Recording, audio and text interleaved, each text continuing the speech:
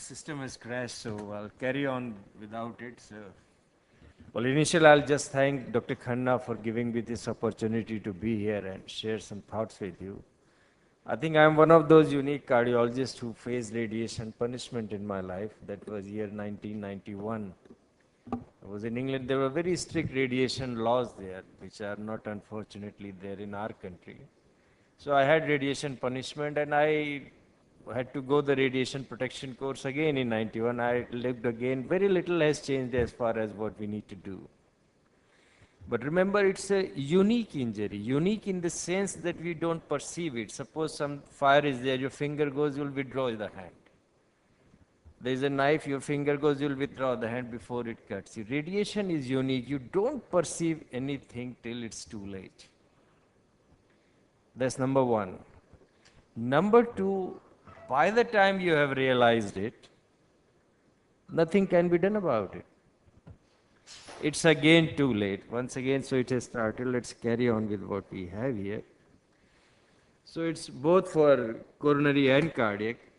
Now it's increasing. It's increasing because there are certain specific reasons behind it.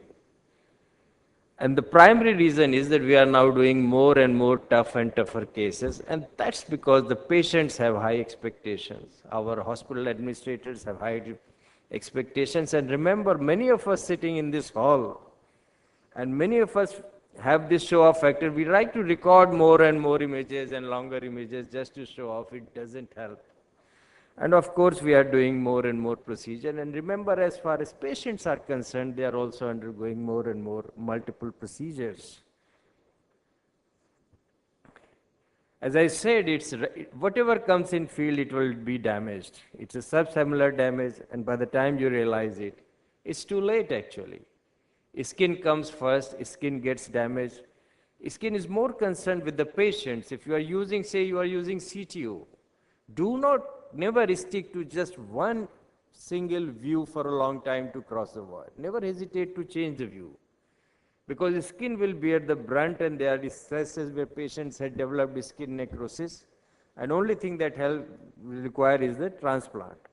As far as we are concerned, we should be worried not only for our eyes to get cataract. Remember, dementia is a complication in intervention cardiologist. And of course, eye cancer, etc. Ladies must remember their breasts are more prone to collect the damage, and their thyroid are more prone. Never forget, you create an injury for yourself which you can pass to your next generation. Time is running out. Skin, this I have touched. Why talk about it? Because we like to prolong our occupational life. So there is some sense in knowing some basic guideline about it. A simple X-ray is what we talk. Remember, an X-ray suite in a hospital will work only 2 to 4 minutes per day, whereas an average cath lab work will work more than 200 minutes per day. And your radiographer and radiologist are sitting in a separate enclosures, which is very safe for them, which is not same for us. As far as radiation is concerned, there is no dose which is safe dose. And 2 units are used, so I'm just giving you how to convert them. The golden rule is reduce the dose to the patient. If you reduce your dose to the patient, A, you don't hurt your patient very much, and B, you have reduced the dose to yourself and your nurses and the technician in the lab. So that's one. And how you do that? By reducing the number of runs you need. You don't need that many runs. And in the number of runs you need, you don't need very long runs. You need the short run. A lot of things you can do in fluoro alone. Another golden rule is fluoro in any standard procedure will use 95% of time, but will give you only 40% of radiation. On the other hand, cine, which runs for 5%, will give to 40% of radiation. To use less cine run, ask yourself, can I do it in fluoro? Balloon inflation, stent placement, they can all be done in fluoro. So plan your views in advance, do short runs. One golden thing, avoid using too many angulated view. In peripheral, you don't need that much.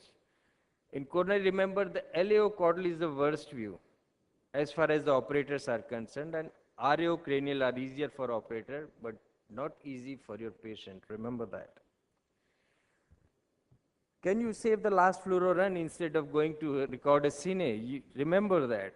Always collimate use. For stent six placement and many of the therapeutic procedure, you can collimate more till you need the final run. And try to work off the magnification except in the final run. Be as liberal as possible with wedge filters. Think hard before you go for higher magnification. It's not in our country, but I know in England it was that every time the finger comes, incident form had to be filled. Remember, if your finger is coming too often, first thing will happen to your finger will be you will lose the finger. It will be too late by then if there are not spares available. If you are planning a cath lab, think of a large room because it's the scattered radiation which hurts. So if your room is large, scattered radiation will be less. Keep more shapes of catheters. They'll save you time, as many shapes as possible. So have a rich shelf. Companies are always ready to provide that.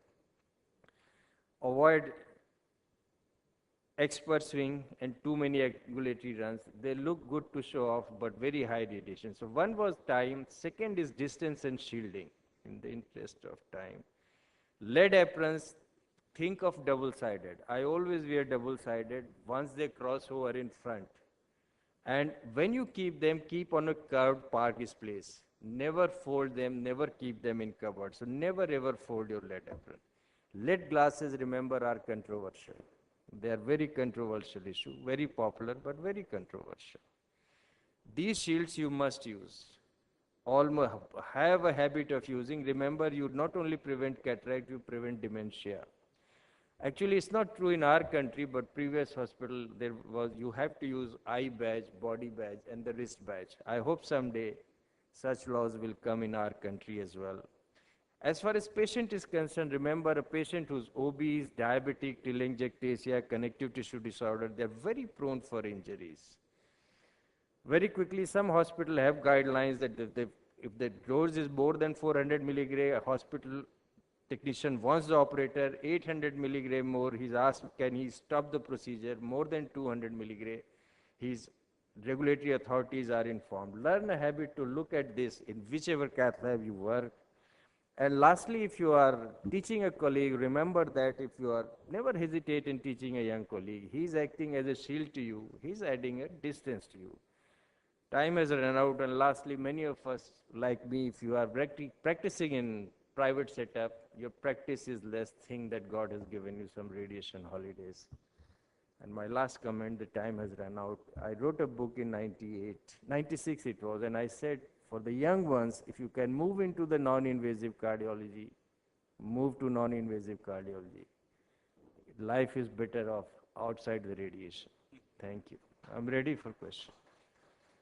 I'm not joking. I mean, I've worked in Escorts and Apollo, and any sane cardiologist from Escorts or Apollo will say likes of Kapoor and Samir Srivastav have far better quality of life than what we have. For many reasons, not only radiation, but radiation is an important part. Thank you. Thank you very much, Dr. Roy, for a brief and a very nice lesson to us regarding side effects of radiation. Any questions from the house, please? Any special precaution to be taken during DSA? As far as radiation is concerned, no, because as I said, the machine should work the less. As far as you are considering the radiation protection. And remember, if you are using DSA, you have one advantage, you can collimate very well. DSA is a very planned view, and your machine is not running. So collimate very well in DSA. So for that run, you have, think always that can I collimate? That should be the second part. That should be part of your habit, that can I collimate? In DSA, you can collimate very well, better than other runs actually. And there's one more advantage with avoiding the radiation to yourself. Once you develop this habit, you will realize that you are using less contrast also. And it's another advantage to your patient that you are giving him less contrast. Dr. Rai, I'm Dr. Rajesh from PGI Chandigarh. There is also a concern about not wearing a radiation badge by most of the intervention cardiologists because of punishment, so-called radiation punishment. You are coming out of the cath lab. Maybe BARC do write the letter that, okay, your radiation dose is over and then you are supposed to be out. So most of the intervention cardiologists don't wear the badge beneath the apron, and that's one way to avoid.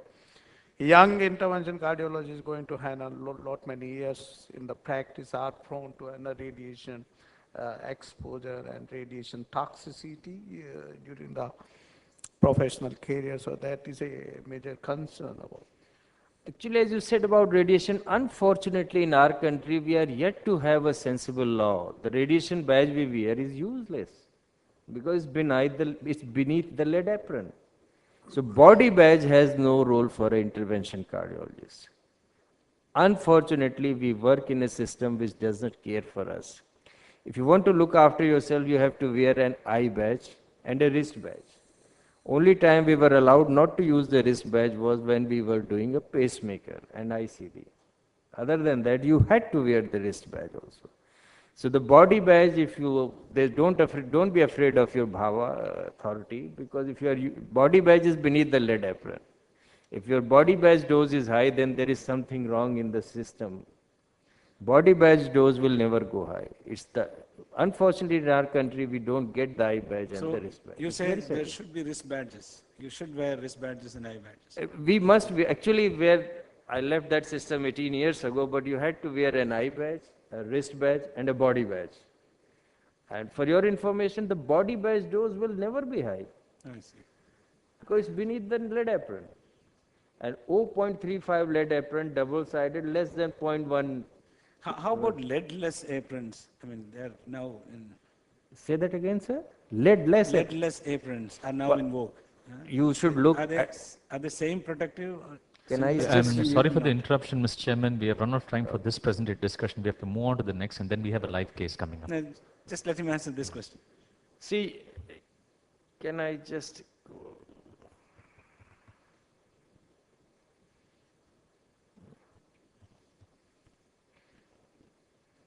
I have got. It's not loading. See, you should look. The standard is 0.35 and it should allow less than 0.8% through. Just look at this. So whichever badge you use, whichever radiation protection, you should have that much.